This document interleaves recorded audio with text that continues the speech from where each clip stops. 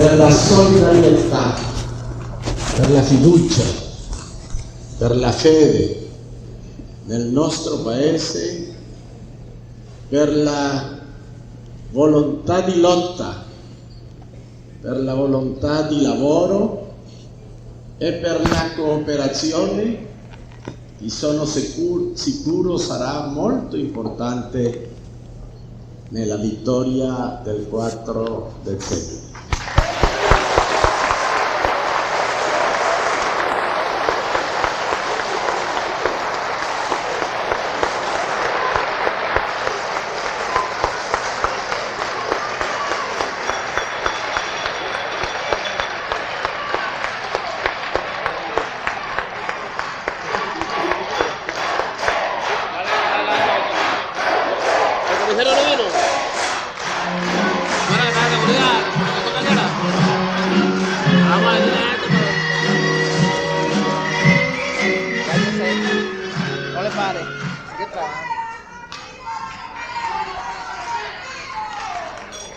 Sarei lieto di fare tutto il mio discorso questa sera in italiano, ma non sono sicuro della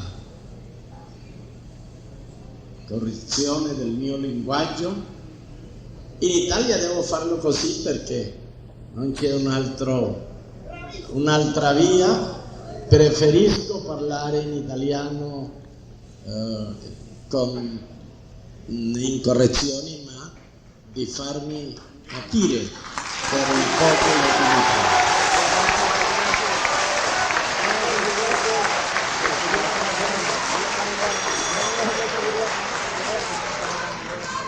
Esta noche estoy muy emocionado y los discursos que han sido pronunciados han aumentado mi emoción. Escuchando a la gran Ivonne Atas, que nos descubrió su infancia milanesa,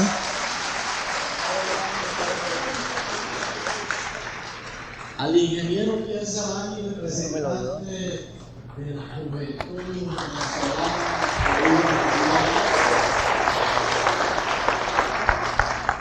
y al comendador Remo Raimondi, que ha hecho un discurso más profundo.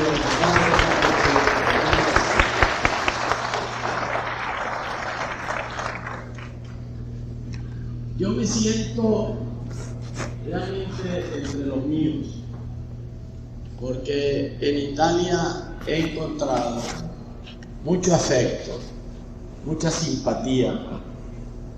Allá he vivido la emoción de los italianos que han ido de Venezuela y que en cierto modo al regresar se sienten inmigrantes en su propio país. No pueden olvidar el tiempo pasado entre nosotros.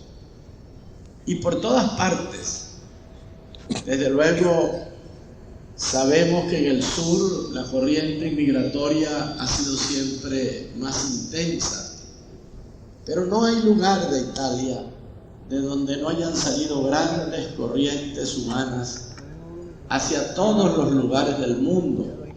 Y yo considero muy feliz para nuestra patria el que corrientes salidas de Italia, llenas de deseo de trabajar y de triunfar, hayan arraigado entre nosotros para ayudarnos a poner las premisas de una nueva Venezuela como un país desarrollado.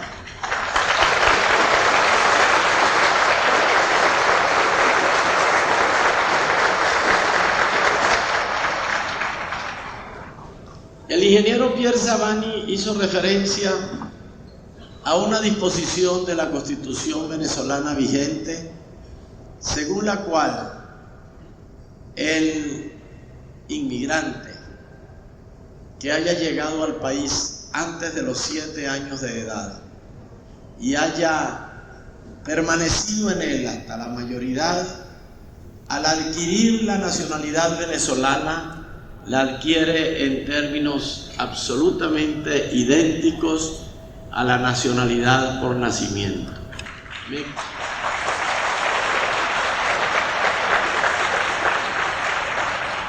Me cabe la satisfacción de haber sido el proponente de ese artículo.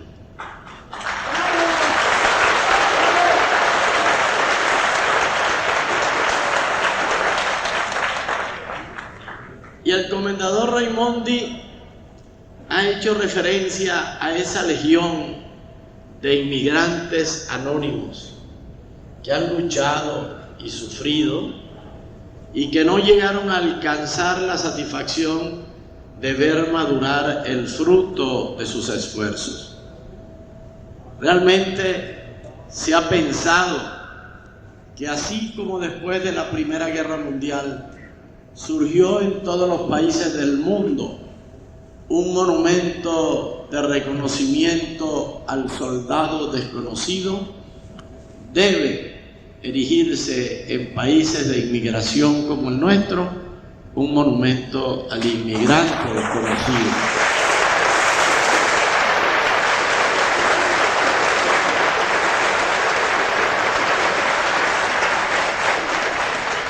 Esta idea la haremos realidad en el próximo periodo constitucional con toda la dignidad que merece.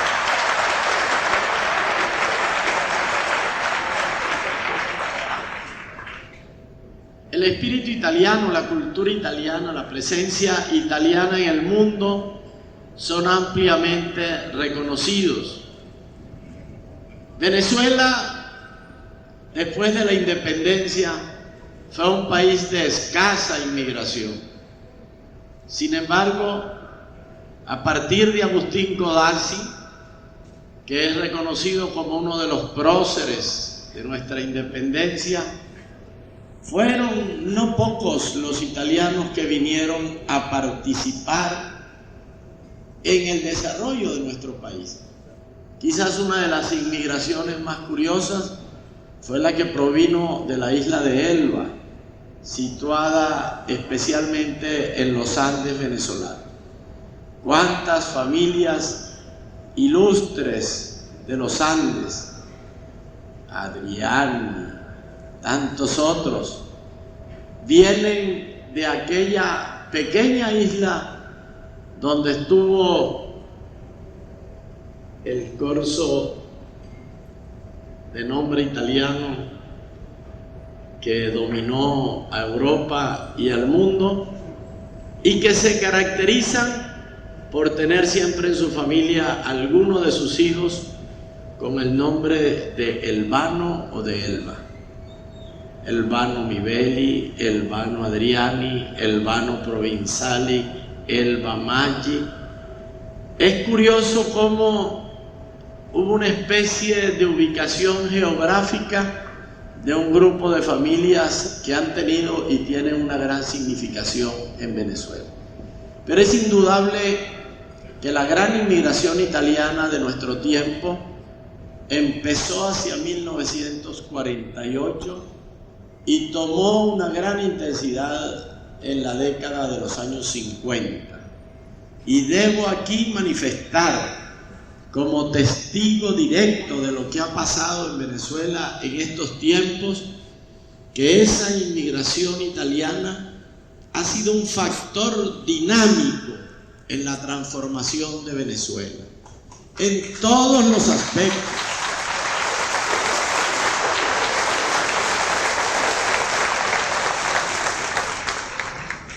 En el orden de la construcción, en las formas de vida, en los servicios públicos, en la cultura y en el arte. Para no decir sino un detalle pequeño, muchas poblaciones de Venezuela, por las cuales difícilmente se podía viajar, porque no había un sitio donde pernoctar o donde tomar un alimento, comenzaron a incorporarse a una forma de vida moderna por la presencia emprendedora, por la disposición al progreso y a la acción por parte de los italianos. Yo creo realmente que fue muy afortunada para Venezuela la conjunción de diversos factores sociales y económicos. Y hoy estamos muy orgullosos, y yo lo estoy, de esa inmigración y de la nueva generación que emerge, de los jóvenes que van a las universidades a descollar, a estudiar, a trabajar, de los nuevos valores que tienen el sentido histórico de una responsabilidad para cooperar en forma destacada en la transformación de nuestra patria. Reciban pues esta noche aquí la manifestación de mi más sincera gratitud. No creo que sea ocioso, aunque muchos me hayan oído, alguna mención anecdótica de la presencia en el mundo de italianos que habían estado en Venezuela. Estando en Washington, iba para Europa, quise comprar un traje que no fuera de tela muy liviana porque era el invierno. Fui a la sastrería de la Universidad de Georgetown, encontré uno que me sentaba bien, pero había que arreglarlo, y el vendedor me dijo que lo tendría listo en el plazo de 2 semanas. Le manifesté que era imposible porque a los 2 días iba a viajar a Europa, y me dijo: hable con el sastre a ver si lo puede hacer. Pasé adentro a la sastrería y el sastre me dijo: doctor Caldera, cuánto gusto en verlo. Era un italiano que había estado en La Guaira.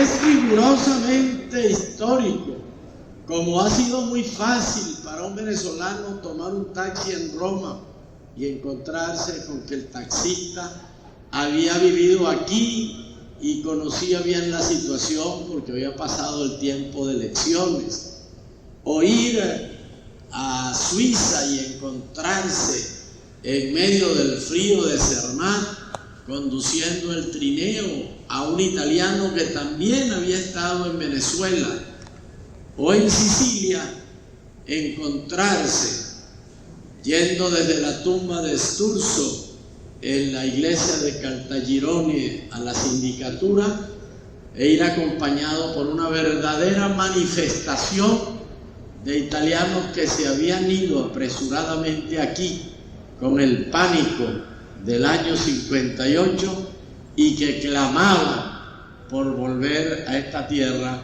donde se habían sentido felices. Realmente hay una honda vinculación. Es emocionante que un pueblecito como Corato tenga una plaza Venezuela y una plaza Bolívar y un busto de Bolívar y un busto de Andrés Bello y un centro ítalo-venezolano, y que le digan a uno que el 25% de los niños que allí están han nacido en Venezuela. O ir a Prato La Pelina, a Caracas, o a tantos otros sitios, y ver una presencia verdaderamente maravillosa y desbordante de afecto por Venezuela. De manera que podría agregar al reconocimiento por la presencia italiana en nuestra patria otro reconocimiento más, el de que esos italianos, si han tenido que regresar a su patria de origen, no han sido ingratos ni olvidadizos con la tierra venezolana.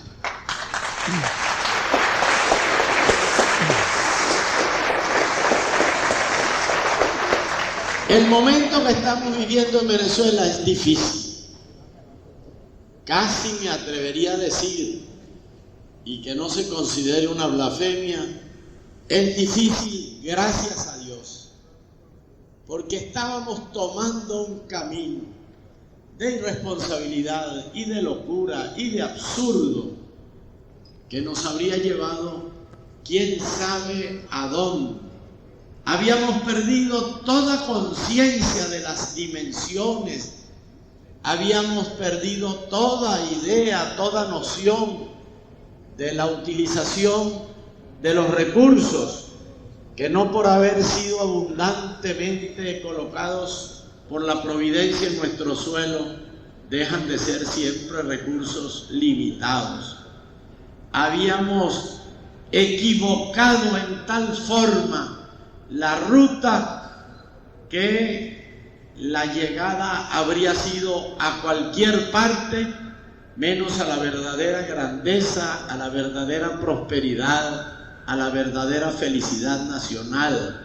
A eso que decía Bolívar en el discurso de Angostura: la mayor felicidad posible, la mayor suma de seguridad social y la mayor suma de estabilidad política.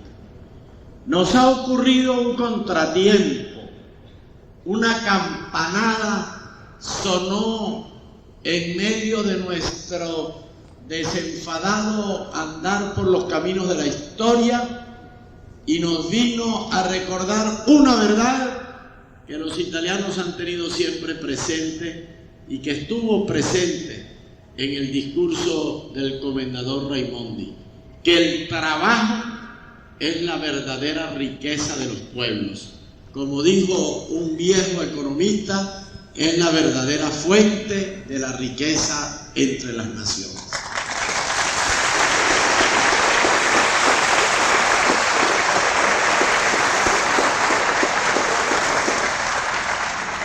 Ahora tenemos mucho que trabajar.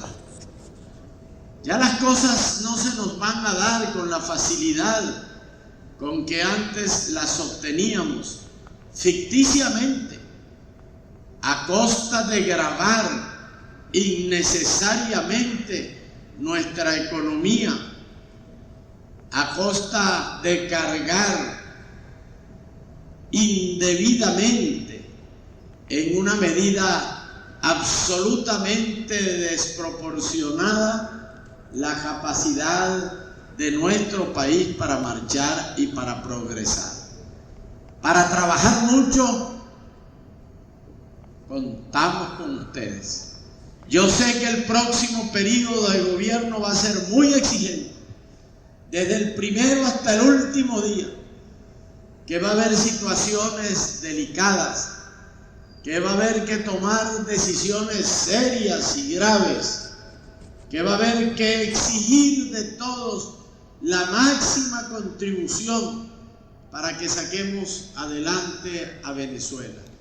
Pero así como puedo asegurar que cuento no solo con el voto de ustedes, sino con la colaboración de ustedes para que esta jornada, este proceso electoral culmine en una gran victoria, así estoy seguro de que puedo contar con ustedes para la dura empresa, para la noble empresa, para la gran empresa de sacar adelante a Venezuela en el próximo periodo constitucional.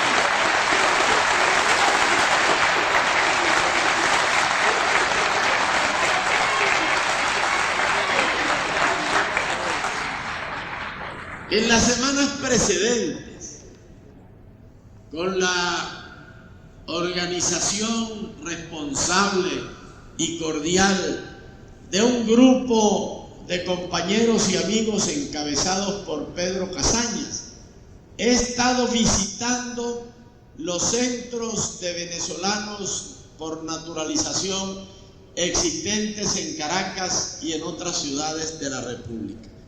Y han coincidido mis visitas con la época en que esas comunidades podrían sentirse más afectadas por el decreto de control de cambios a partir del día 18 de febrero. Pudiera haber pensado cualquier observador superficial, a lo mejor lo pensaron así los estrategas del otro candidato, que no iban a querer recibirme, que iban a desahogar en mí el sentimiento de angustia, de preocupación, de desagrado que tenía que causarles en muchos aspectos la actual situación. ¿Cómo se equivocaron? Ha sido todo lo contrario, ha sido una manifestación de confianza, ha sido el reclamo de que identifiquemos nuestras preocupaciones, nuestros propósitos y nuestros pensamientos para superar esta crisis, para salir hacia adelante, para enfrentar los problemas y para darle a nuestros hijos y a los hijos de nuestros hijos un piso más sólido, un horizonte más amplio, un camino más claro y más hermoso. Por eso he repetido en muchas de estas visitas una afirmación que hago con la boca muy llena. Ustedes no son inmigrantes de dólar a 4.30.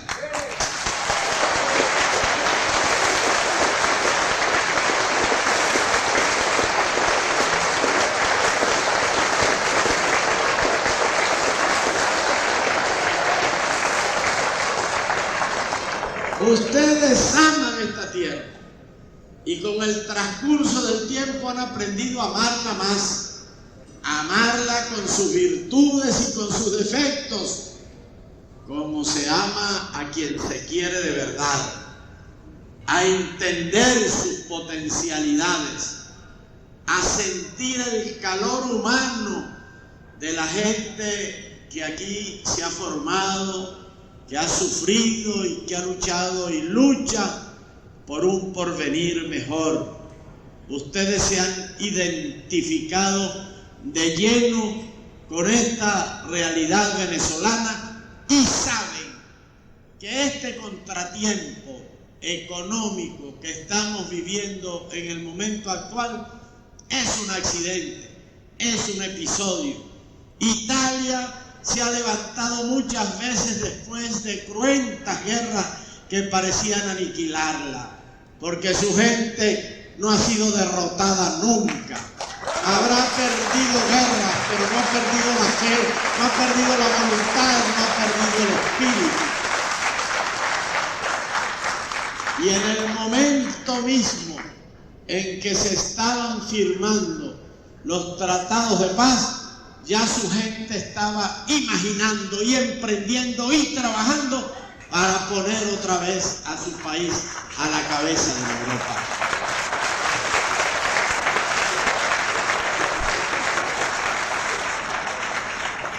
Con gente así, ¿quién dijo miedo? Con gente así no se puede tener dudas sobre el porvenir. Y porque yo lo siento de esa manera, y porque he tenido ocasión una y muchas veces de percatarme de esta verdad, no le tengo miedo al futuro. Lo miro con gran optimismo, lo miro con la seguridad de que ahora sí vamos a poder enrumbar a Venezuela como lo mandaron los fundadores de la nacionalidad y como lo quieren los mejores hijos de esta nación y los que han sido ejemplo en la lucha por superarla, habiendo nacido en otras partes, pero habiendo entregado a nuestro suelo su sudor y su esfuerzo.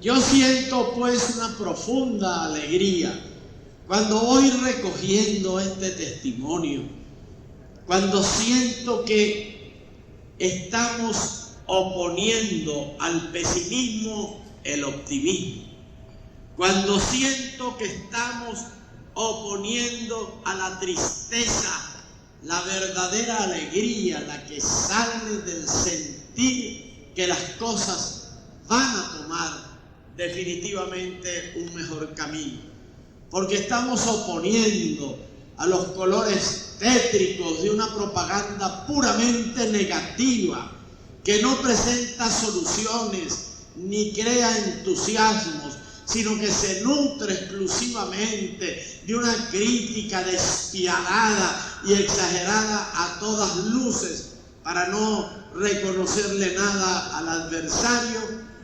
La campaña de una afirmación en los valores absolutos del país y en las posibilidades inmensas que están abiertas ante nuestros ojos. Yo fui presidente por primera vez cuando el barril de petróleo se vendía a $1.79. No puedo sentarme a llorar porque el árabe liviano haya bajado a $29 el barril.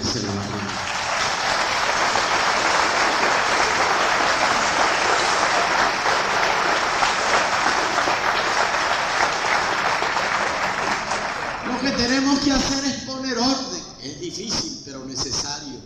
Lo que tenemos que hacer es aprovechar en lo que verdaderamente sea reproductivo los recursos que están a nuestro alcance. Lo que tenemos que hacer es lograr que esa palabra maravillosa que se llama confianza se enseñoree de nuevo de toda la gente en nuestro país. Para eso es necesario el diálogo, pero para que el diálogo dé fruto es indispensable que lo aliente la sinceridad, la autenticidad.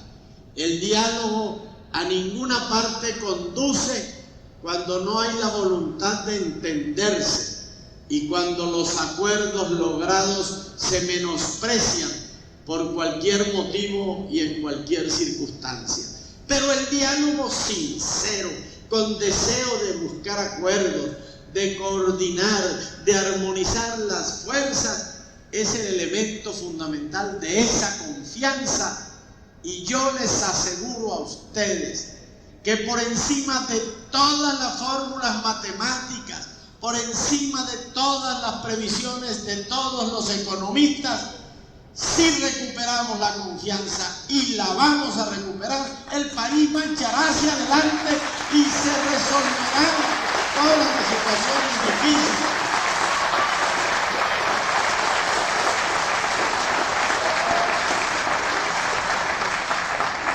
Porque multiplicaremos nuestras capacidades, porque sumaremos nuestros esfuerzos, porque conjugaremos nuestras acciones. Yo les confieso a ustedes que me siento muy preocupado cuando veo o oigo a los voceros del sector privado solamente decir horrores del sector público, o a los voceros del sector público responder con ofensas y menosprecios para el sector privado.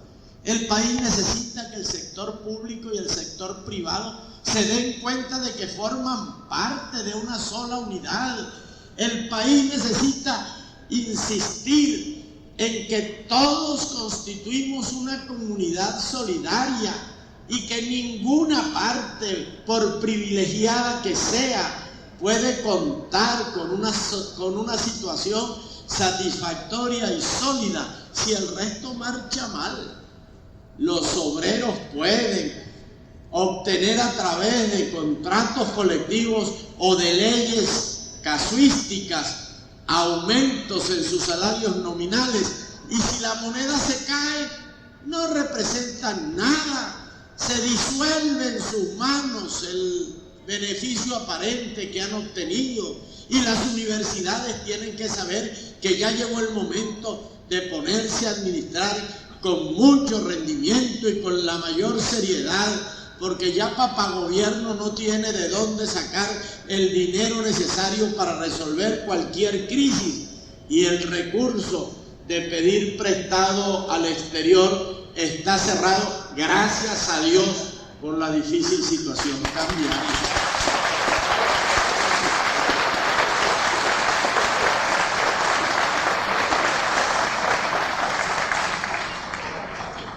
Eso lo entienden a las maravillas todos los auditorios con los cuales me he estado reuniendo.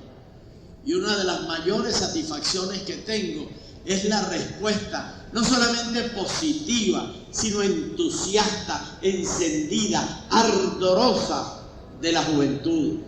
De esa juventud que algunos quieren pintar como escéptica, de esa juventud que según algunos no quiere saber nada de problemas, ni de esfuerzos, ni de trabajo, ni de intereses colectivos. Mentira. Esa juventud lo que está esperando es un mensaje que le revuelva en el fondo de su alma los sentimientos profundos de amor a la patria, de amor al trabajo, de amor a la grandeza, que ustedes, inmigrantes que han luchado para triunfar, han tenido la fortuna de inculcarles, porque el hogar del inmigrante es el reflejo del esfuerzo que ha tenido que hacer esa familia para poder asentarse, para vencer grandes obstáculos y para lograr el éxito de sus iniciativas y de sus esfuerzos.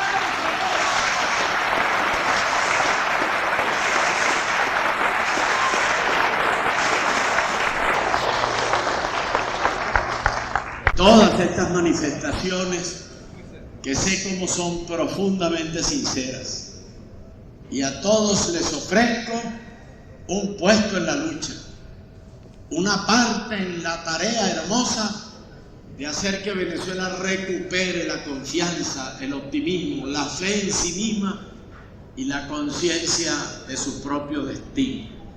Y como puedo decirlo por experiencia, no hay mayor satisfacción para el ser humano que la de entregar su trabajo con devoción a una causa y ver que no ha sido inútil esa entrega. Yo les ofrezco a todos amistad, comprensión. No ando comprando voluntades a base de componendas.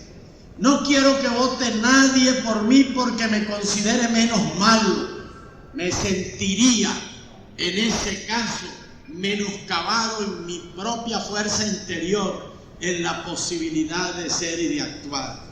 Que vote por mí, y cuento con el voto de la mayoría de los venezolanos, el que piense que tengo el propósito, la energía, la disposición, la entrega total para que este momento de Venezuela lo podamos superar y para que podamos utilizar las mejores posibilidades y recursos de nuestra nación para salir hacia adelante en una forma verdaderamente sana y sólida. Eso es lo que yo quiero y ese es mi mensaje, y yo sé que ustedes lo reciben y lo entienden.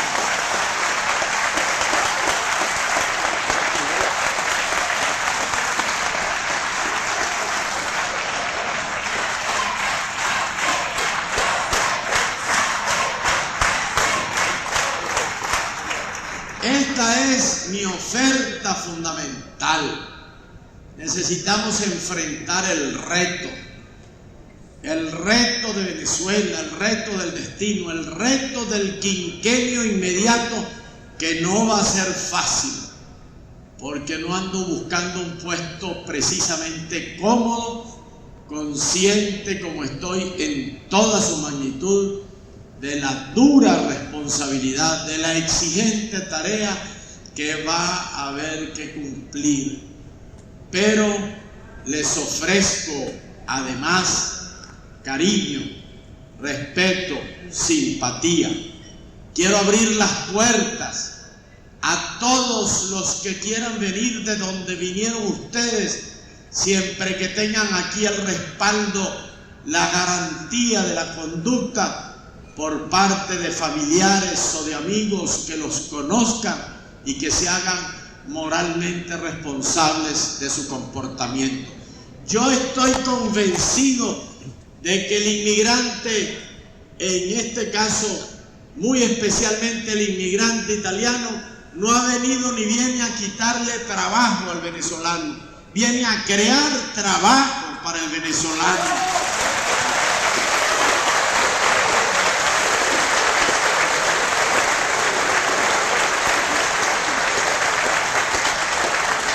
Viene a crear nuevas oportunidades y a transmitir una tecnología más avanzada que precisamente se adquiere más en la coparticipación en el esfuerzo que a través de las enseñanzas teóricas que no llegan a transformar profundamente los hábitos de una población. Yo ofrezco comprensión, ayuda, estímulo, cariño, amistad sincera, puertas abiertas para que me transmitan sus problemas y sus quejas, que serán resueltos en toda la medida en que sea posible resolverlos dentro de la justicia y de la conveniencia de ustedes y de la comunidad nacional.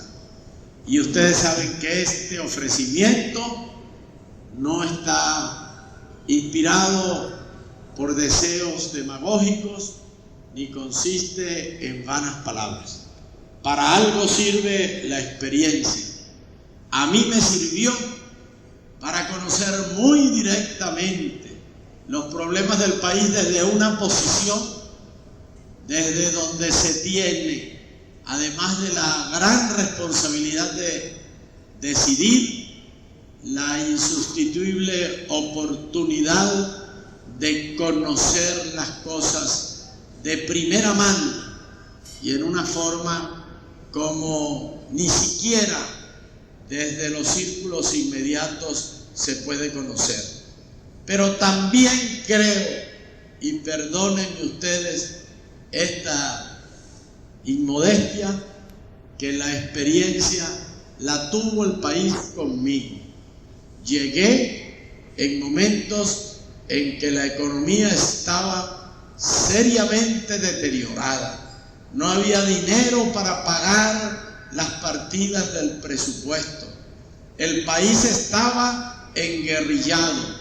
Estábamos aislados del mundo.